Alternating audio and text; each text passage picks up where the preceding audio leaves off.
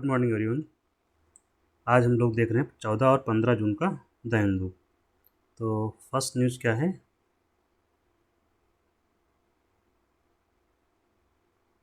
Israel द्वारा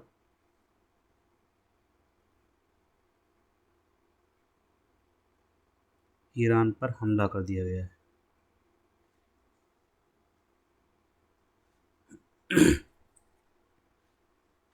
तो हमला जो किया गया है इजराइल द्वारा, कहाँ पर किया गया है? ईरान में जो नाभिकीय न्यूक्लियर फैसिलिटी हैं, नाभिकीय हैं, न्यूक्लियर फैसिलिटी और मिलिट्री फैसिलिटी,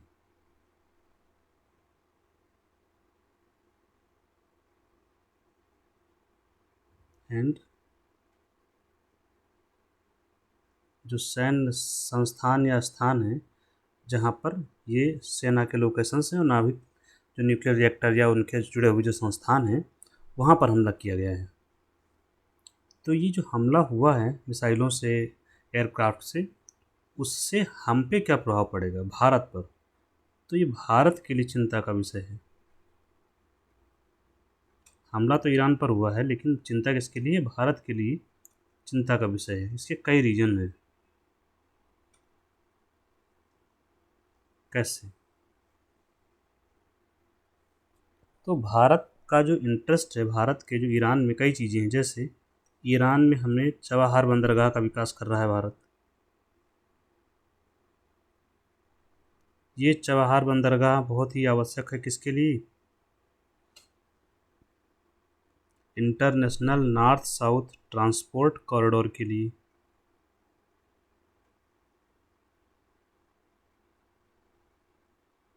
इसी कॉरिडोर से होते हुए हम मध्य एशिया, अपना सेंट्रल एशिया,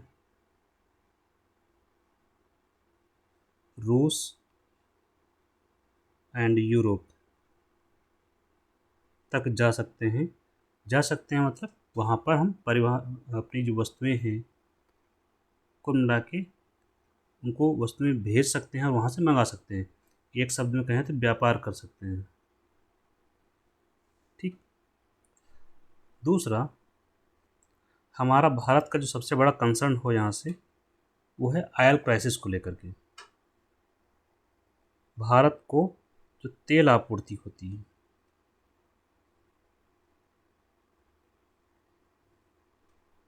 ये कैसे प्रभावित करेगा भारत को? पहली बात ये कि भारत 80% तेल आयात करता है। मतलब तेल के लिए भारत आयात पर निर्भर है।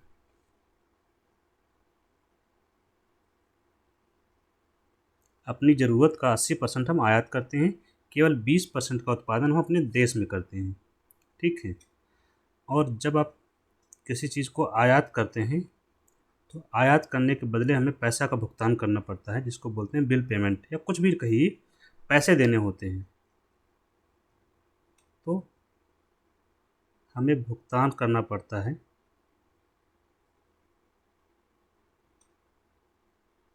जो आप पैसा भुगतान करते हैं, इन सब चीज़ों से क्या बढ़ता है? करंट अकाउंट डेफिसिट बढ़ता है। ठीक है। CAD बढ़ता है। अगर ये हम देश में उत्पादित कर रहे होते तो हमें विदेशों को भुगतान नहीं करना पड़ता। अब ये जो हमला हुआ है ईरान पर, तो ईरान उत्पादन करता है तेल का।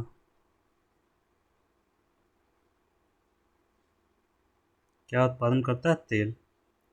और जब हमला हुआ ईरान पर, तो ईरान में तेल उत्पादन क्या हो जाएगा? कम होगा। और जब उत्पादन कम होगा तो बाकी देशों में जो तेल उत्पादन कर रहे हैं, बाकी देश, उससे क्या होगा? तेल की जो कीमतें होंगी बढ़ जाएगी। और जब कच्चा तेल की बात कर रहे हैं हम लोग, कच्चा तेल की जब कीमत बढ़ जाएगी तो भारत को भी इम्पोर्ट बिल क्या होगा? आयात बिल बोलते हैं। आयात करने के लिए जो पैसे भुगतान करने पड़ते हैं, उसका जो बिल है उसको बोलते हैं इम्पोर्ट बिल। सामान्य शब्द है आयात पर दिया जाने वाला पैसा, भुगतान, जो ऊपर लिखा है। इम्पोर्ट बिल, आयात बिल भारत का बढ़ जाएगा। मतलब तेल को आयात करने के लिए और अधिक पैसे देने पड़ेंगे। जब ये बिल बढ़ेगा तो भारत का करंट अकाउंट डेफिसिट, चालू खाता, ये भी क्या होगा, चालू खाते का घाटा बढ़ेगा। एक बात। दूसरी बात, जब आप तेल आयात करेंगे तो तेल आएगा देश में महंगा। तेल क्या होगा, देश में महंगा हो जाएगा। और अब देश में जब तेल आता है तो इसका उपयोग कहाँ कहाँ करते हैं, देखिए इससे बनाते हैं हम लोग डीजल पेट्रोल, तो गाड़ियों में इस्तेमाल होता है और ट्रक में, ठीक है, प्लस उद्योगों में। अच्छा, कोई भी उद्योग हो कुछ वस्तुओं का निर्माण करता होगा, वही वस्तुएं बाजार में बिकती हैं। ये वस्तुएं जो होती हैं इनमें ट्रक आदि का प्रयोग करके हम सामान पहुंचाते हैं जहां पर बेचना होता है। तो एक तो उद्योगों में जो वस्तुओं का निर्माण होता है वहाँ पर इस तेल का प्रयोग किया जाएगा, तो इसकी लागत क्या होगी, कीमत बढ़ जाएगी। प्लस ट्रक में जो फ्यूल इस्तेमाल हो रहा है उसका कीमत बढ़ गया है, तो परिवहन की कीमत बढ़ जाएगी। लिंक समझिएगा, वस्तु की कास्ट बढ़ी, परिवहन की कास्ट बढ़ी, तो सामान जो बनाया गया, जो सामान बाजार पहुंचेगा उसकी भी कीमत क्या हो जाएगी, बढ़ जाएगी। और इस कीमत बढ़ने को क्या कहते हैं, जब किसी वस्तु की कीमत बढ़ जाती है बाजार में तो उसको कहते हैं कि मुद्रास्फीति, सामान्य भाषा में कहते हैं कि महंगाई। तो प्रभाव क्या होगा, जो सामान आपको 10 रुपये में मिल रहा था वो 10.5 रुपये में या 11 रुपये में मिलेगा, तो ये क्या होगा, इसी को बोलते हैं मुद्रास्फीति, या आम बोलचाल की भाषा में बोलते हैं महंगाई। अब ये मुद्रास्फीति क्यों हुई, क्योंकि हमारा इंपोर्ट बिल बढ़ गया, तेल महंगा हुआ। तो बाहर अंतर्राष्ट्रीय बाज़ारों में तेल की कीमतों में वृद्धि होने से भारत में महंगाई बढ़ गई, मुद्रास्फीति बढ़ गई। तो ऐसे इन्फ्लेशन को बोलते हैं इम्पोर्टेड इन्फ्लेशन।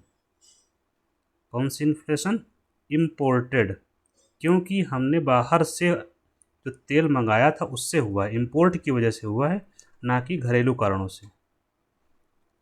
और जब किसी देश की इन्फ्लेशन बढ़ती है, महंगाई बढ़ती है, तो ये बहुत ही मुश्किल हो जाता है। और सबसे बड़ी बात, इस इन्फ्लेशन को कंट्रोल नहीं कर सकते आप, इसको कंट्रोल करना क्या है, मुश्किल होता है। कारण, क्योंकि इस पर किसी देश का जोर नहीं है, वो अंतर्राष्ट्रीय कीमतों में जो परिवर्तन हुआ उसकी वजह से।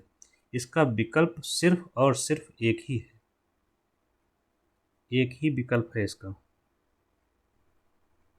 वो क्या है, घरेलू स्तर पर उत्पादन बढ़ाया जाए। किस चीज़ का, तेल का। घरेलू स्तर पर तेल का उत्पादन बढ़ाया जाए, तेल उत्पादन बढ़ाया जाए। इसके लिए क्या करना पड़ेगा, घरेलू स्तर पर रिसर्च एंड डेवलपमेंट, अन्वेषण करना चाहिए, भाई कहाँ पर है तेल उसका पता लगाया जाए। तो ये होगा भारत पर प्रभाव इस तेल के कीमतों के बढ़ने से। यहाँ पर तो आपने देखा कीमत बढ़ी। अब दूसरा रीज़न देखिए यहाँ पे क्या है,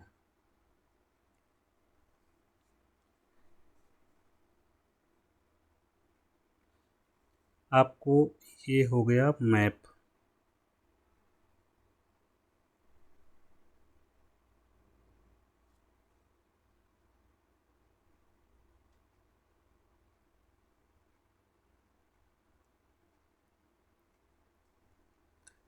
ये है अफ्रीका महाद्वीप और ये हो गया आपका भारत। यहाँ पर आपका ईरान, यहाँ पर एक संधि है, ये जल भरा हुआ है ना, तो इसको बोलते हैं स्ट्रेट ऑफ हार्मुज।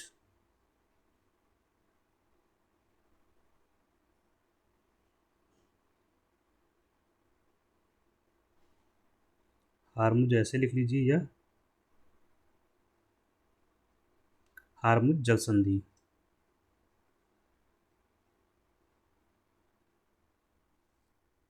और ये पोर्शन होता है क्या है, ये है फारस की खाड़ी।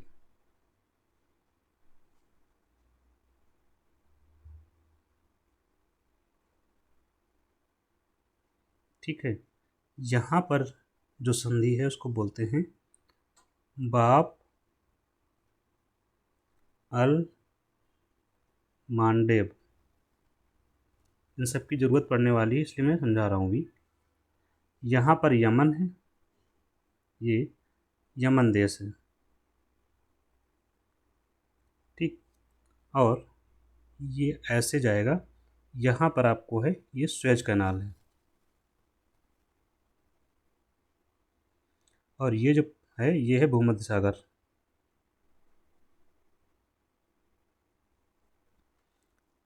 और ये भूमध्य सागर तो इधर है यूरोप।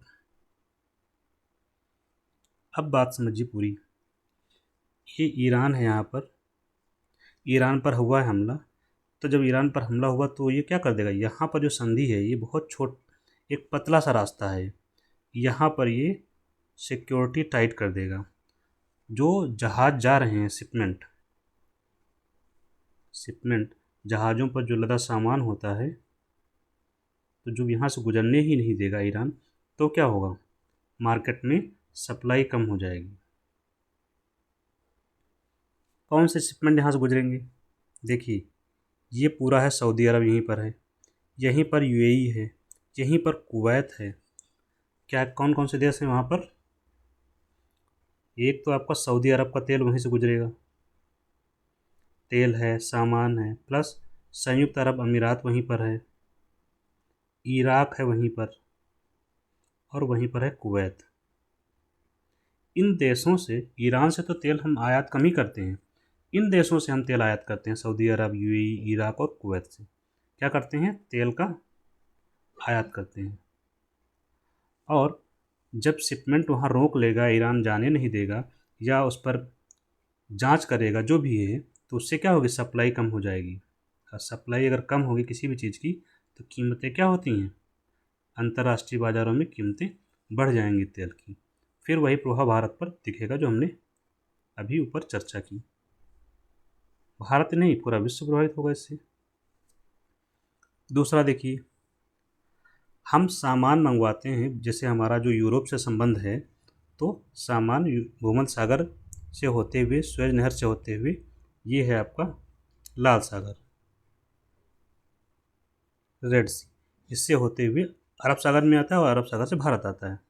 ये यमन वाला जो पोर्शन जो मैंने बताया यमन है, यहाँ पर एक समुदाय है, समुदाय नहीं एक संगठन है, उसको बोलते हैं हौती, हौती संगठन है, और ये सपोर्टर है, इस हौती संगठन को ईरान का समर्थन प्राप्त है, ठीक है। तो ईरान पर अगर हमला हुआ है तो हौती ने भी घोषणा कर दी है कि ईरान के साथ अटैक करेंगे इजराइल पर। तो ये हौती समुदाय जो यहाँ पर है, वो यहाँ से सामान को जाने में नहीं देगा, यहाँ से जहाज़ों को गुजरने नहीं देगा। अब यहाँ से सामान अगर नहीं गुजरेगा तो क्या होगा, फिर स्वेज नहर का कोई मतलब नहीं, स्वेज नहर सामान क्यों आएगा, फिर अब सामान कैसे आएगा, इधर से घूम के आएगा भारत को। ये यहाँ पर है केप ऑफ गुड होप, तो ये रास्ता कहलाता है केप ऑफ गुड होप का रास्ता, आशा अंतरीप वाला रास्ता पकड़ेंगे कंटेनर जो जहाज़ हैं। अब इतना लंबा जब रास्ता पकड़ेंगे तो इस लंबे रास्ते की समस्या क्या होगी, एक, अभी तो तेल की बात कर रहे थे, अब तो कोई भी सामान है जो यूरोप से आना है भारत को, ठीक है, तेल तो अलग समस्या है ही वो। अब लंबा रास्ता होगा तो जो जहाज़ आएंगे उसमें ईंधन क्या लगेगा, ईंधन भी ज़्यादा लगेगा, प्लस समय भी तो बढ़ जाएगा, 20-25 दिन, 15-20 दिन जो भी लगे, कम से कम इतना समय बढ़ जाएगा। इन दोनों ही चीज़ों से क्या होगा, ईंधन बढ़ गया तो लागत बढ़ गई, और जब लागत बढ़ेगी तो सामान क्या हो जाएगा, महंगा हो जाएगा। जब सामान महंगा हो जाता है तो उसको बोलते हैं, क्या होता है, मुद्रास्फीति बढ़ गई। तो महंगा सामान पहुंचेगा देश में तो मुद्रास्फीति बढ़ेगी। तो ये लंबा रास्ते की ये समस्या है। तो भारत के लिए क्या हो जाएगा, चीज़ें काफ़ी महंगी हो जाएंगी। सुएज नहर का रास्ता बंद हो जाएगा तो हम केप ऑफ गुड होप या आशा अंतरीप से होते हुए गुजरेंगे।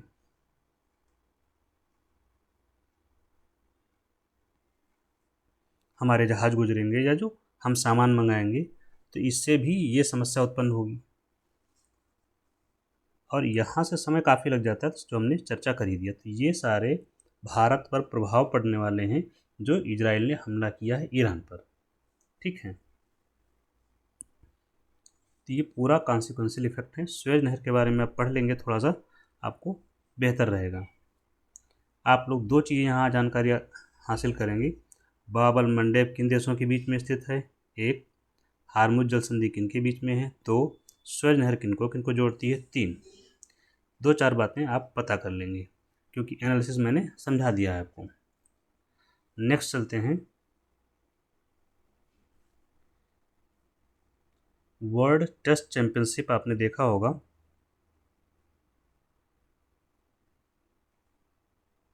वर्ल्ड टेस्ट चैंपियनशिप 2025, ये किसकी चैंपियनशिप है? आईसीसी की, इंटरनेशनल क्रिकेट काउंसिल। होस्ट कहाँ हुआ, इसका आयोजन कहाँ हुआ? आयोजन हुआ है लॉर्ड स्टेडियम में। ये फाइनल खेला गया है लॉर्ड स्टेडियम में, और ये है लॉर्ड स्टेडियम लंदन में, लंदन। किनके बीच खेला गया? दक्षिण अफ्रीका वर्सेस या बनाम ऑस्ट्रेलिया,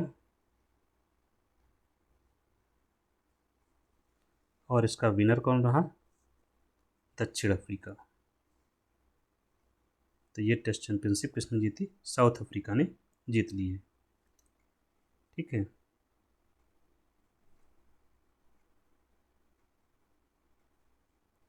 नेक्स्ट है शूटिंग वर्ल्ड कप चल रहा है, निशानेबाजी world cup, shooting world cup. ये आयोजन करता है IAASF, इंटरनेशनल शूटिंग फेडरेशन। ये कहाँ हो रहा है? आयोजन हो रहा है म्यूनिक में। म्यूनिक कहाँ है? जर्मनी में। यहाँ पर गोल्ड मेडल जीता भारत ने, कई गोल्ड मेडल जीते हैं। एक रेफरेंस में आज दे रहा हूँ यहाँ पे, गोल्ड मेडल जीता है भारत के आर्या और अर्जुन ने।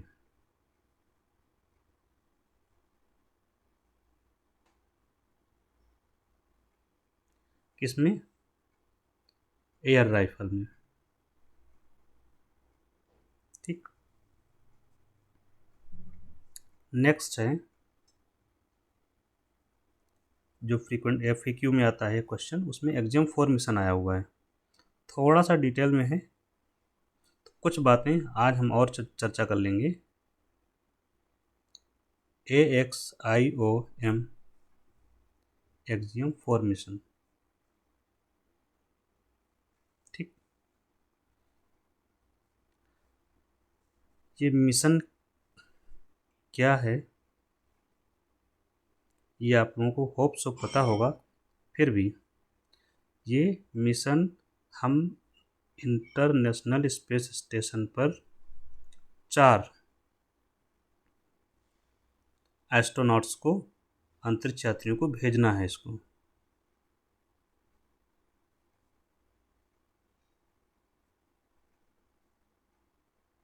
इंटरनेशनल स्पेस स्टेशन आप लोग जानते हैं, यह पृथ्वी की कक्षा में लगा रहा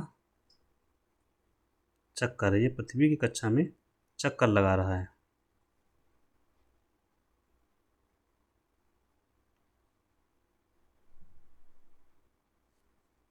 और यह सैटेलाइट है जो मानव निर्मित है, मैन मेड है। एक बड़ा सैटेलाइट है जिसके अंदर रहकर क्या करते हैं? प्रयोग किए जाते हैं, लैब एक्सपेरिमेंट्स। अंतरिक्ष में प्रयोग करते हैं। इसमें ये प्रयोगशाला है, स्पेस लैब है। कई देशों ने मिलकर बनाई है, जिसमें एक महत्वपूर्ण है अमेरिका, दूसरा है रसिया। इनकी स्पेस एजेंसी का नाम है नासा और रूस की स्पेस एजेंसी का नाम है रॉसकॉस्मोस, ROSCOSMOS। तो यहीं पर इस ISS में 4 अंतरिक्ष यात्रियों को भेजना है, एक्सियम 4 का मिशन।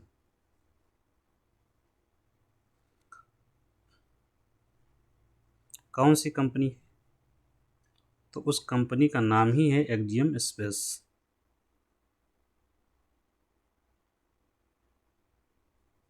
और इसका मिशन जो है उसको बोलते हैं AX4 बोला जाता है, या AXIOM-4, ये मिशन है। ठीक है। इस मिशन में क्रू मेंबर्स कितने होंगे, इनको भेजा जाएगा, क्रू सदस्य कितने हैं, जो ऊपर हमने लिखा 4। 4 में से एक भारतीय है, इनका नाम है शुभांशु शुक्ला। कुछ बातें इसमें नहीं मिलेंगी, सो प्लीज़ जो लोग देख चुके हैं वो वेट करेंगे। ठीक है, शुभांशु शुक्ला। 3 अन्य लोग हैं, अन्य देशों से हैं। शुभांशु शुक्ला के बारे में क्या, अगर ये अभी मिशन सफल नहीं हुआ है, अगर शुभांशु शुक्ला ISS पहुंच जाते हैं तो ये दूसरे भारतीय होंगे अंतरिक्ष जाने वाले। पहले कौन है? राकेश शर्मा। कब गए थे? 84 में। किसके यान से गए थे? रूस के। प्लस शुभांशु शुक्ला जी को गगनयान में जो के क्रू सदस्य होंगे, ये भी वहाँ के क्रू मेंबर होंगे। गगनयान क्या है? ये भारत का स्पेस मिशन है। गगनयान भारत के द्वारा स्पेस मिशन है, जो भारत लॉन्च करेगा आगामी 1-2 वर्षों में। ठीक है, इसरो के द्वारा लॉन्च किया जाएगा। स्पेस मिशन मैन्ड मिशन होगा, मानव जनित नहीं होगा, मानव सहित मनुष्य को भेजा जाएगा। इसमें मानव भी साथ होगा, उसमें एक होंगे शुभांशु जी। तो यहाँ पर शुभांशु जी साथ में होंगे। तो यहाँ शुभांशु जी को इसलिए भेजा जा रहा है एक्जियम 4 में, ताकि इनको कुछ अनुभव प्राप्त हो सके और इसरो को कुछ इनपुट मिल जाए कि भाई क्या क्या कुछ और सुधार करने हो तो वो कर ले। ये तो पूरा आपने समझा इनका। इस मिशन को, इसके लिए एक कैप्सूल होता है जिस पर ये लोग बैठकर जाते हैं, उसको बोलते हैं कैप्सूल। लाइक कुछ ऐसा टाइप का होता है, शेप कुछ भी हो, आप ये देखिए लगभग ये साइज होता है। इसी में क्रू मेंबर्स बैठे होंगे, 4 लोग। ठीक है, इसके अंदर, और ये संचालित होता है। और इसमें पायलट होंगे कौन? PILOT, पायलट होंगे शुभांशु शुक्ला। तो इसको बोलते हैं capsule, this is called capsule. और अंदर के जो लोग हैं चारों, इनको बोलते हैं क्रू मेंबर। ये क्रू मेंबर क्या हो जाएंगे? इन्हें बोलते हैं अंतरिक्ष यात्री भी हैं। ये अंतरिक्ष यात्री हैं क्योंकि अंतरिक्ष में जा रहे हैं। इसको जमीन से, ये मान लीजिए अर्थ सरफेस हो गया, यहाँ पर मान लीजिए कि आपका सेटेलाइट घूम रहा है, ये इंटरनेशनल स्पेस स्टेशन है। तो आकाश तक पहुँचाने के लिए, स्पेस तक, एक हमें रॉकेट चाहिए होगा। तो ये होता है रॉकेट। इसी रॉकेट के ऊपर एक कैप्सूल लगा दिया जाता है और इसी में लोग बैठे होते हैं, क्रू मेंबर्स होते हैं। ये नीचे क्या है? रॉकेट। किस रॉकेट से इसको भेजा जाएगा? उसका नाम है फाल्कन 9। ठीक, ये जो फाल्कन 9 है इसका इंजन होता है इसमें भी, रॉकेट इंजन को जब टेस्ट किया गया लॉन्चिंग से पहले तो ये क्या हुआ, इसमें liquid oxygen LOX, that is इसका मतलब हुआ लिक्विड ऑक्सीजन, ये लीक हो रही थी कहीं पर, लिक्विड ऑक्सीजन का लीकेज था इस इंजन में कहीं। इस वजह से इस मिशन को कब क्या कर दिया गया, मिशन एबॉर्ट कर दिया गया, रोक दिया गया और आगे किसी तारीख में किया जाएगा। लिक्विड ऑक्सीजन, अब ये इंजन जो है इनका फाल्कन 9 का, एक तो इसमें ये यूज होती है लिक्विड ऑक्सीजन, दूसरा होता है इसमें केरोसिन यूज़ करते हैं, इसके इंजन में फ्यूल यूज होता है केरोसिन, लेकिन साधारण केरोसिन नहीं है, रॉकेट ग्रेड का है। ठीक है, तो रॉकेट ग्रेड का केरोसिन लिक्विड ऑक्सीजन का इस्तेमाल करके थ्रस्ट जनरेट करता है जिससे रॉकेट ऊपर बढ़ता है।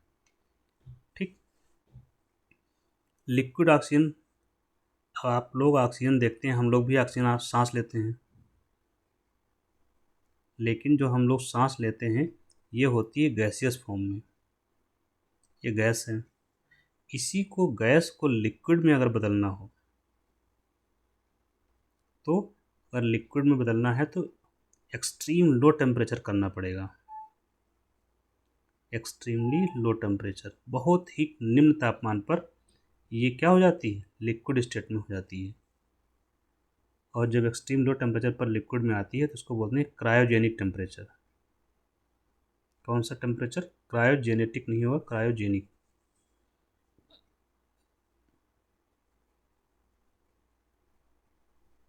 क्रायोजेनिक टेम्परेचर पर स्टोर होती है ये।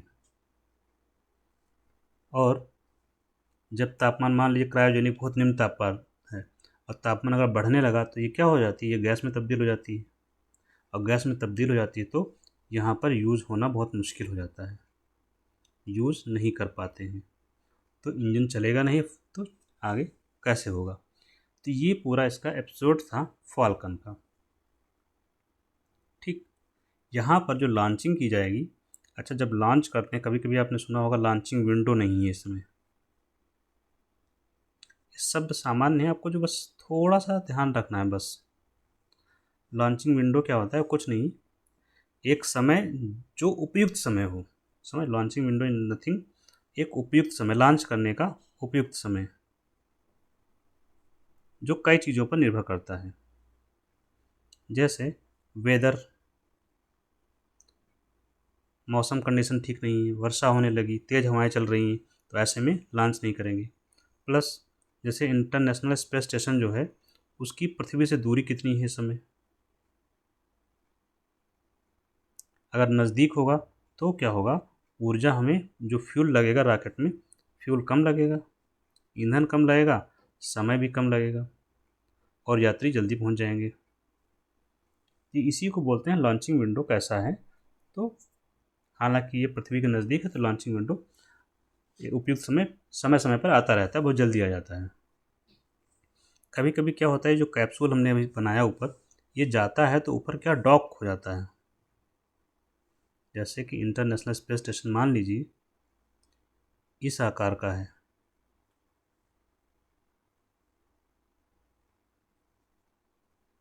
सपोज कर लीजिए ऐसा है, ठीक है। तो जो कैप्सूल जाता है वो यहाँ आकर इसमें सेट हो जाता है, यहाँ पर इसमें सेट हो गया, ये कैप्सूल है, तो इसी को सेट होने को बोलते हैं, कैप्सूल यहाँ डॉक हो जाता है, जुड़ जाता है, डॉक्ड रहता है। तो ये कैप्सूल का जो पोर्ट है, तो इतने पोर्ट वहाँ खाली भी होने चाहिए ना इंटरनेशनल स्पेस स्टेशन पर, क्योंकि नासा भी भेजता है, रूस भी भेजता रहता है, अगर ये पोर्ट इसे एक हमने बनाया तो ये खाली होगा तभी हम भेज पाएंगे, तो ये भी निर्भर करता है उपयुक्त समय के लिए, तो ये खाली होना भी ज़रूरी है। ठीक है, तो ये चीज़ें हैं। डॉकिंग आपने याद होगा अभी हमने किया है, भारत ने जो किया था स्पेडेक्स मिशन, वो यही तो था, अंतरिक्ष में दो उपग्रहों को आपस में जोड़ना, डॉकिंग क्या है, जोड़ना, और उनको अलग करना, डी डॉकिंग। तो ये हो गया आपका एक्जियम फॉर्मेशन के बारे में। अब हम चलते हैं अपने एक लास्ट टॉपिक की ओर, जो उसमें है FAQ में था, MTP एक्ट 1971। ये क्या है, न्यूज़ में क्यों है? Medical termination of pregnancy act.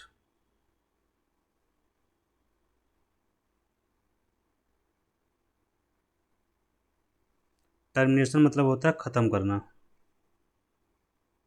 Terminate करना। प्रेगनेंसी आप लोग जान ही रहे हैं, गर्भ को, गर्भ धारण। तो गर्भ धारण को रेगुलेट करने के लिए लाया गया है MTP एक्ट। मामला क्या है, केस है, दिल्ली हाई कोर्ट ने एक गाइडलाइन जारी की है। तो पहले केस क्या था ये समझ लेते हैं, फिर गाइडलाइन क्या थी वो देखते हैं। केस है, एक रेप सर्वाइवर है,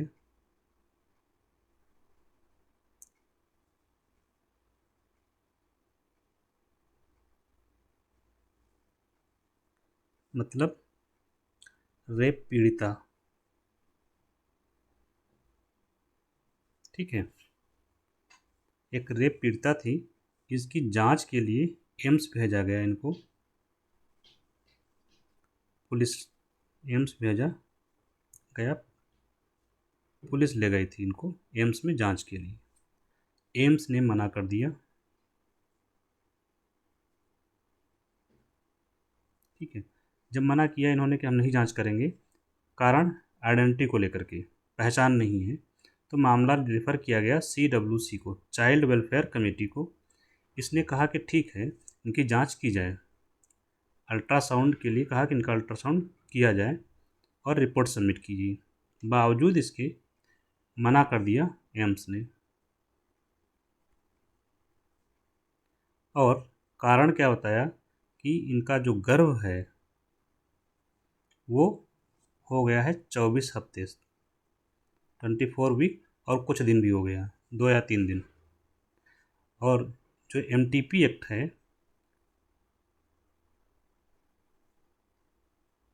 वो मना करता है ऐसी सर्जरी करने के लिए, टर्मिनेशन के लिए, जब 24 हफ्ते से ज़्यादा हो जाता है।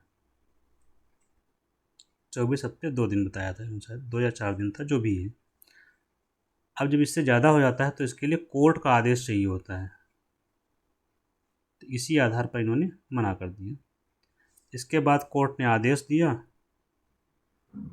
इन्होंने फिर से कंडक्ट किया अल्ट्रासाउंड, तो बताया कि गर्भ 23 हफ्ते का ही है। तो ये 2 स्टेटमेंट हो गए कंट्राडिक्टरी इनकी, एम्स की। इसी पर दिल्ली हाई कोर्ट ने कहा कि कोई सेटिस्फैक्ट्री एक्सप्लेनेशन नहीं है इनका, एम्स का। तो इस तरह से जो लैचेज हुए इसमें, जो मानसिक पीड़ा हुई, काफ़ी डिले किया गया, उसी को लेकर के दिल्ली हाई कोर्ट ने कुछ निर्देश जारी किए। ठीक, पूरा मामला ये है। तो medical termination of pregnancy act में 24 वीक्स से ज़्यादा अगर होता है तो आपको हाई कोर्ट या सुप्रीम कोर्ट के डायरेक्शंस लेने होते हैं, आदेश देती है, तब जाके होता है। इसी में दिल्ली हाई कोर्ट ने कहा कि कोई भी प्रेग्नेंट है जो रेप सर्वाइवर, मतलब रेप पीड़िता है, या जिसका सेक्सुअल असाल्ट हुआ है और वो प्रेग्नेंट है, तो उसका तुरंत मेडिकल एग्जामिनेशन करवाया जाएगा।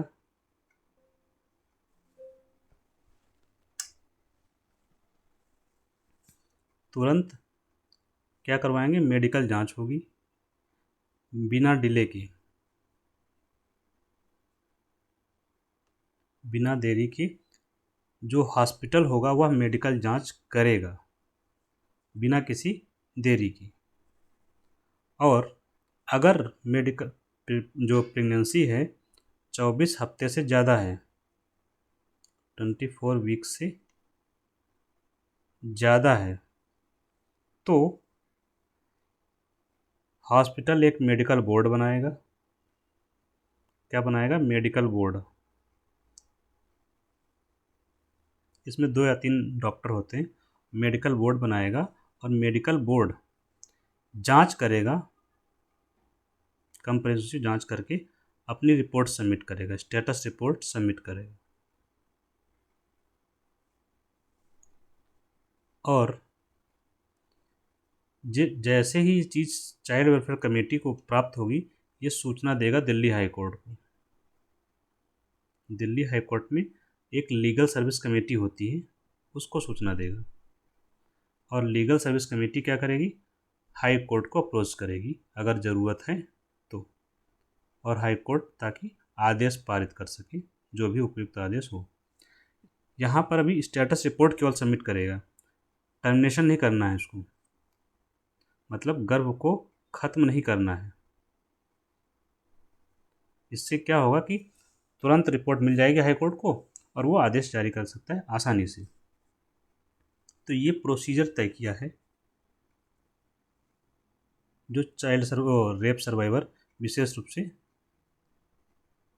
जो बच्चों को केस होते हैं वहाँ पर। तो ये वाला जो केस था वो माइनर केस था, ठीक है। और क्या कहा कि इसमें कहा गया कि जो डॉक्टर्स हैं प्लस जो पुलिस है, इन दोनों ही को सेंसिटाइज किया जाए। कैसे? इनकी ट्रेनिंग करवाई जाए। सेंसिटाइज करने का मतलब होता है, सेंसिटाइज मतलब इनको संवेदनशील बनाया जाए, जागरूक बनाया जाए। इसके लिए इनको ट्रेनिंग करवाई जाए, रेगुलर ट्रेनिंग हो, इनकी प्रशिक्षण हो। डॉक्टर जैसे हैं तो इनको प्रशिक्षण करवाया जाए कि जो हाई कोर्ट और सुप्रीम कोर्ट के आदेश हैं उसके बारे में इनको जानकारी हो, क्या गाइडलाइंस हैं वो जानें, क्या कानून कहता है, जैसे कि पॉक्सो एक्ट है, एमटीपी एक्ट है, इन सब चीज़ों के बारे में इनको जानकारी दी जाए कि क्या इन्हें करना है, क्या नहीं करना है, और कोर्ट के आदेश क्या हैं। तो इस तरह से इसको कोर्ट ने डिस्पोज ऑफ किया ऐसे केस को। तो ओवरऑल आपको समझना है कि जब कोई केस आता है ऐसा, तो कहाँ कहाँ कौन कौन से पक्ष होते हैं जो प्रभावित हो रहे होते हैं और कैसे निर्देश दिए जाने चाहिए, जो केस स्टडी आती है वहाँ पर। तो इसी के साथ हम लोग ख़त्म करते हैं। Thank you.